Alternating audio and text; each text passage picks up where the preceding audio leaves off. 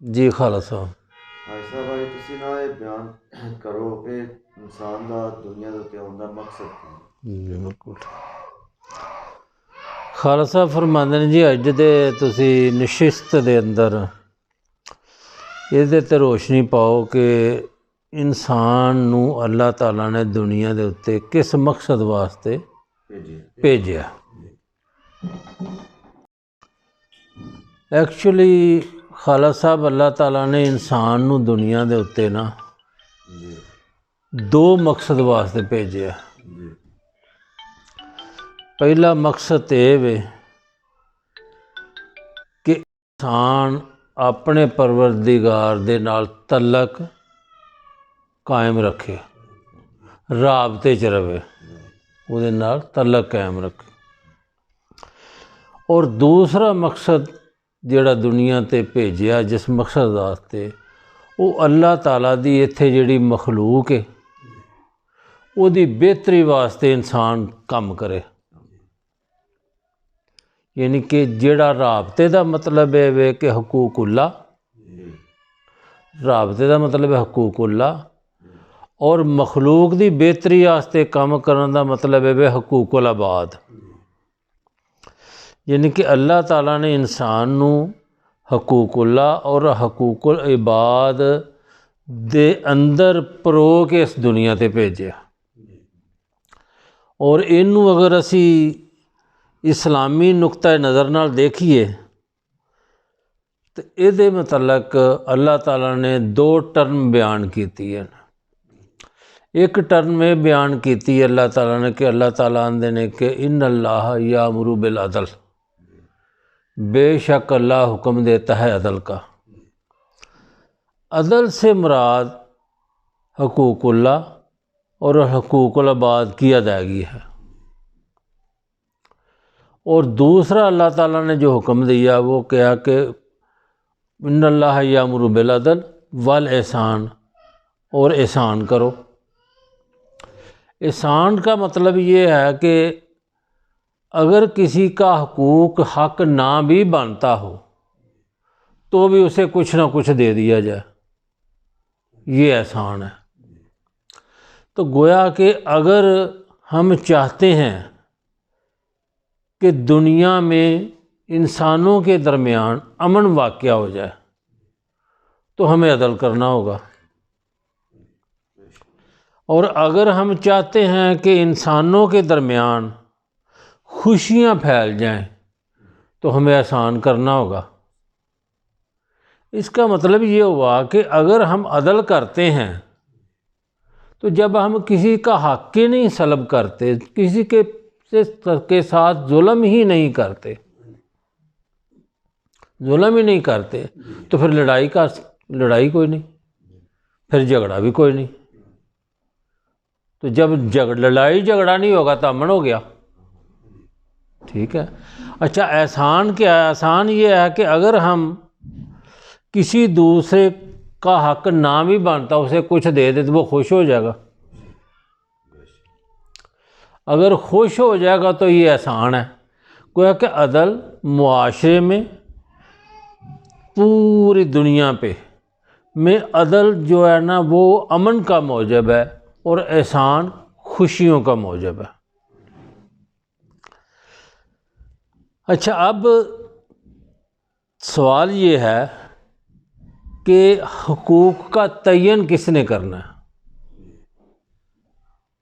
ہم کہتے ہیں حقوق العباد کی بات کرتے ہیں نا، اور حقوق اللہ کی بات کرتے ہیں، تو کسی نے حقوق کا تعین تو کرنا ہے نا کہ اس کا یہ حقوق ہے، اس کا یہ حقوق ہے، اس کا یہ حقوق ہے، اس کا یہ حقوق ہے۔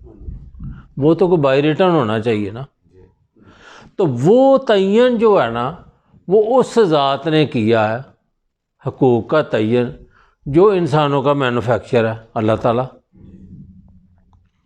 اس نے حقوق کا تعین دستور العدل یعنی کہ قرآن پاک میں کر دیا ہے۔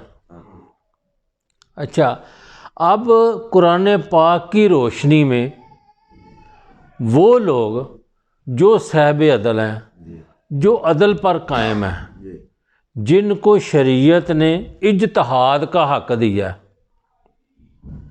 جن کو شریعت نے اجتہاد کا حق دیا ہے، اب ان کو اختیار دیا ہے کہ وہ اس قانون کی روشنی میں، قرآن پاک کی روشنی میں چھوٹے چھوٹے قانون ترتیب دے سکتے ہیں، اور ان کا جو قانون ترتیب دینا ہے وہ یقیناً قانون الہی ہی ہوگا، کیونکہ انہیں شریعت نے اجتہاد کا حق عطا کیا، ٹھیک ہے۔ تو گویا کہ اگر ہم دیکھیں اوورال تمام انسانوں کی طرف دیکھیں تو ہر ملک نے اپنا عدالتی نظام قائم کیا ہوا ہے۔ اگر اس نے عدالتی نظام قائم کیا تو اس کا مطلب یہ ہے کہ وہ عدل کو مانتا ہے، عدل کو تسلیم کرتا ہے، ٹھیک ہے۔ مگر اس نے قانون جو ترتیب دیے ہیں نا وہ خود ہی دیے ہیں۔ کچھ دستور العدل یعنی کہ قرآن پاک سے قانون لے لیے، کچھ کہیں اور سے قانون لے لیے، کچھ اپنے پاس سے مطلب ہے کہ لے کر اپنے قانون ترتیب دے دیے۔ تو جب کہ نہ تو اللہ تعالیٰ ان کو اجازت دیتا ہے کہ تم خود قانون ترتیب دو، زندگی گزارنے کا قانون خود تم ترتیب دو، نہ تو اللہ تعالیٰ اس کو اجازت دیتا ہے، کیونکہ اللہ تعالیٰ انسانوں کا مینوفیکچر ہے، اس کا ہی حق ہے کہ قانون کو ترتیب دینا کہ انسان نے کس طرح زندگی گزارنی ہے۔ تو نہ انسان کی اپنی فطرت ہی اس کو اجازت دیتی ہے کہ تم خود قانون ترتیب دے دو، ٹھیک ہے نا۔ قانون کا قرآن پاک کی روشنی میں، دستور عدل کی روشنی میں اگر قانون ترتیب دینے کا اختیار ہے تو وہ صرف صاحب عدل، ملت اسلامیہ کے صاحب عدل لوگوں کو، جن کو شریعت نے اجتہاد کا حق عطا کیا ہے، وہی اس قانون کی روشنی میں آگے قانون، چھوٹے چھوٹے قانون ترتیب دے سکتے ہیں۔ تو گویا کہ پوری دنیا میں جتنے بھی قوانین ہیں جو ان کے خود ساختہ ہیں، اس کو ان کی اپنی فطرت بھی باطل قرار دیتی ہے، ناجائز قرار دیتی ہے۔ تو گویا کہ پوری دنیا میں اگر قانون مطلب ایک قانون کی بات کریں تو وہ ملت اسلامیہ کا ہی قانون ہے، جو کہ حقیقت میں اللہ تعالیٰ کا قانون ہے، وہی عدل قائم کر سکتا ہے، اور اسی پر ہی اکٹھے ہونے سے تمام انسانوں میں امن واقع ہو سکتا ہے، ٹھیک ہے۔ اس کے علاوہ باقی جتنے قانون ہیں ان میں کہیں نہ کہیں ظلم کا شائبہ ہے۔ اچھا، اکثر مطلب ہے کہ یہ سوال ہوتا رہتا ہے کہ جی ملت اسلامیہ یعنی کہ رسول پاک صلی اللہ علیہ وسلم اور صحابہ کرام نے کہ جو دین اسلام ہے یہ تلوار کے زور سے پھیلا ہے، میں کہتا ہوں غلط ہے، یہ نہیں ہو سکتا۔ تلوار کے زور سے دین اسلام نہیں پھیلا، تلوار کے زور سے ظلم کا خاتمہ کیا گیا ہے۔ وہ جو اس وقت کے لوگ تھے وہ ظالم تھے، لوگوں کے حقوق پامال کرتے تھے۔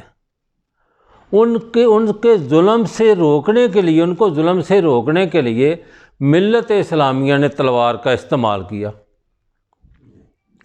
تو جس جگہ کا حکمران ظالم تھا، اس کو جب ملت اسلامیہ نے تلوار کے زور کے، گویا کہ اسلحے کے زور سے اس کو اس کی مطلب ہے کہ عہدے سے ہٹایا اور وہاں عادل حکمران بٹھایا، تو عادل حکمران کو دیکھتے ہوئے تو وہاں کے رہنے والے لوگ مسلمان ہونا شروع ہو گئے، کیونکہ دین اسلام کی بنیاد ہی عدل پر ہے۔ اچھا، ایک میں یہاں اس میں یہ مطلب اضافہ کرنا چاہتا ہوں کہ دین اسلام یہ نہیں ہے کہ رسول پاک صلی اللہ علیہ وسلم جو دین لے کے آئے وہی دین اسلام ہے، نہیں، بلکہ حضرت آدم علیہ السلام سے لے کر رسول پاک صلی اللہ علیہ وسلم تک تمام انبیاء جو دین لے کر آئے اس کا نام دین اسلام ہی ہے۔ جس طرح انسان کی عقل جس طرح ہر دور میں ارتقاء منازل طے کرتی گئی، اسی کی عقل کے مطابق، اس کے شعوری لیول کے مطابق دین اسلام کے قانون نازل ہوتے گئے۔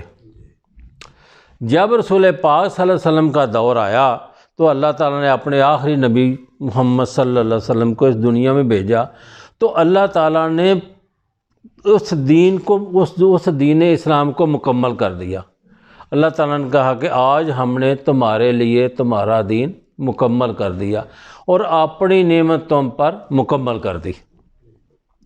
تو گویا کہ رسول پاک صلی اللہ علیہ وسلم جو کتاب لے کر آئے، ان پر جو کتاب نازل ہوئی قرآن پاک کی صورت میں، اس میں یہ اعزاز حاصل ہے کہ اگر کوئی کم سے کم علم آدمی بھی اس کو پڑھے، وہ بھی اس سے ہدایت کا نور حاصل کر لیتا ہے۔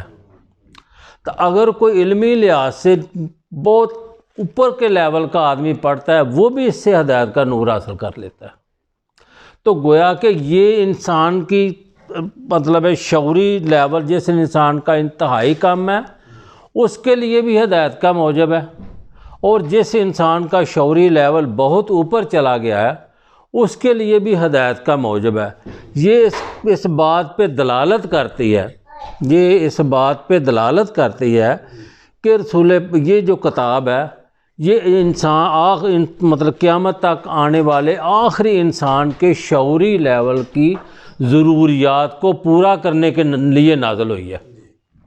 اور رسول پاک صلی اللہ علیہ وسلم کے وصال کے بعد آپ نے ایک صحابہ نے عرض کیا، آپ نے بلکہ صحابہ سے فرمایا کہ میرے صحابہ، میں اللہ تعالیٰ کا آخری رسول ہوں، میرے بعد اللہ تعالیٰ کا کوئی رسول نہیں ہوگا۔ تو صحابہ نے تعجب سے پوچھا، یا رسول اللہ صلی اللہ علیہ وسلم، تو پھر کون ہوگا جو آپ کی امت کی رہنمائی فرمائے گا؟ تو آپ نے فرمایا میرے خلفاء ہوں گے، ان کے خلفاء ہوں گے۔ گویا خلفاء کا مقصد یہ ہے کہ وہ لوگ جن کو اللہ تعالیٰ نے رسول پاک صلی اللہ علیہ وسلم کے ذریعے علم کامل عطا فرمایا، اس دور کی ضرورت کے مطابق علم عطا فرمائے، اور حکمت کے نور میں سے بھی عطا فرما دے، جس کو ہم عام طور پہ فیض کہتے ہیں، ٹھیک ہے نا جی۔ وہ رسول پاک صلی اللہ علیہ وسلم کے خلفاء ہیں، وہ رسول پاک صلی اللہ علیہ وسلم کی امت کی رہنمائی فرماتے رہتے ہیں ہر دور میں۔ ان کے رسول پاک صلی اللہ علیہ وسلم کو اللہ تعالیٰ نے جس علم و حکمت کا نزول اللہ تعالیٰ نے حضرت آدم علیہ السلام سے شروع کیا، اور تمام انبیاء کو عطا کرتے ہوئے اللہ تعالیٰ نے رسول پاک صلی اللہ علیہ وسلم پر اس علم و حکمت کی کامل تکمیل فرما دی، اور اس کے بعد وہ علم وہ حکمت کا نور رسول پاک صلی اللہ علیہ وسلم کے ذریعے حضور کے خلفاء کو قیامت تک ملتا رہے گا، ہر دور کی ضرورت کے مطابق، اور وہ رسول پاک صلی اللہ علیہ وسلم کی امت کی رہنمائی فرماتے رہیں گے، جنہیں ہم مطلب ہے کہ اولیاء بھی کہتے ہیں، علماء بھی کہتے ہیں، ٹھیک ہے نا۔ یہ جو سلسلہ ہے، یہ اس چیز پر بین دلیل ہے کہ اب قیامت تک کسی نبی کی ضرورت نہیں۔ قرآن پاک مکمل ضابطہ حیات ہے، اور رسول پاک صلی اللہ علیہ وسلم ہر دور میں اپنے خلفاء کو، اپنی امت کے خاص لوگوں کو علم حکمت کے نور سے عطا فرماتے رہتے ہیں، اور یہ ہمیشہ کے لیے قیامت تک جاری رہنے والی دلیل ہے۔ یہ دو مقصد ہیں جو اللہ تعالیٰ نے، جس میں اللہ تعالیٰ فرماتے ہیں نا کہ میں نے جنوں اور انسانوں کو اپنی عبادت کے لیے پیدا فرمایا۔ عبادت کا مقصد یہ نہیں ہے کہ نماز، روزہ، حج، زکوٰۃ، جنوں کی ظاہر عبادت اور ہے، انسانوں کی عبادت اور ہے۔ اس کا مقصد یہ نہیں ہے نماز، روزہ، حج کا، اس کا مقصد یہ ہے کہ مکمل اللہ تعالیٰ کی فرما برداری۔ تو اللہ تعالیٰ فرما رہے ہیں کہ میں نے جنوں اور انسانوں کو اپنی فرما برداری کے لیے پیدا فرمایا، ٹھیک ہے نا جی۔ تو اس کی فرما برداری کیا ہے؟ حقوق اللہ۔ وہ کہتا ہے حقوق اللہ، میرے حق ادا کرو، جس طرح میں کہتا ہوں میری عبادت کرو، اور حقوق العباد۔ یہ حقوق اللہ اور حقوق العباد کے مجموعہ کا نام دین اسلام ہے۔ یہ مجموعہ کا نام ہی زندگی ہے، مطلب جس مقصد کے لیے اللہ تعالیٰ نے انسان کو اس دنیا میں مبعوث فرمایا ہے۔ میں انہی لفظوں پر اکتفا کرنا چاہتا ہوں۔ سبحان ربک رب العزت عما یصفون وسلام علی المرسلین والحمد للہ رب العالمین۔ مزید اگر کوئی سوال ہے تو آپ مطلب جی ٹھیک ہے جی، ٹھیک ہے جی، السلام علیکم۔